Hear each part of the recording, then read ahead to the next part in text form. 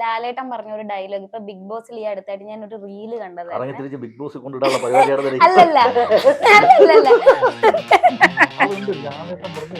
അല്ല, ആ ഡയലോഗ് അത് പറയട്ടെ, ഞാൻ മറന്നു പോകും. അനുവാണകത്തോട് ചോദിച്ചു അതല്ലേ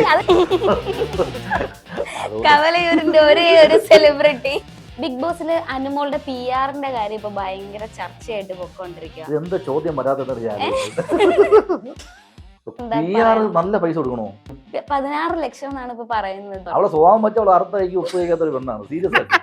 അല്ല സത്യം, അവളെ ഗ്രോത്ത് എനിക്ക് അറിയാമല്ലോ.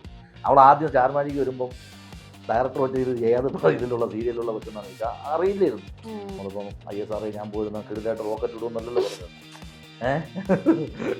പുള്ളി ലൊക്കേഷൻ വന്നു കഴിഞ്ഞ് സത്യം പറഞ്ഞാൽ നമ്മൾ ഈ പറഞ്ഞ പോലെ ഈ ഇന്റർവ്യൂവിലും അവലും കാണുന്ന പൃഥ്വിരാജയല്ല. ഞാൻ ആ വാഴക്കുഴി എടുക്കണ സീനില്ലേ, അത് കുറച്ച് ഡയലോഗ് ഉണ്ടല്ലോ.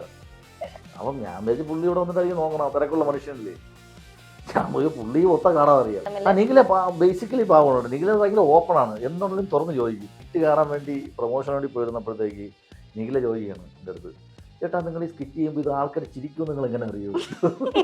നമ്മുടെ ഫുക്രു ഇല്ലേ, ഫുക്രു ഇടയ്ക്ക് ദിവസം എന്നെ കണ്ടത് പറഞ്ഞ്, അവൻ 5ാം 6ാം കണ്ട പഠിക്കുമ്പോൾ അവൻ്റെ നാട്ടിൽ പത്തനാപുരത്ത് ആ ഏരിയയിൽ പരിപാടിക്ക് ചെന്നപ്പം എൻ്റെ പരിപാടിക്ക് അവൻ ഫ്രണ്ട് ചെയ്തത് മറ്റേ നമ്മളിത് ഊത്തില്ലേ, അത് ഊതി ശല്യപ്പെടുത്തിയിട്ടുള്ളത്.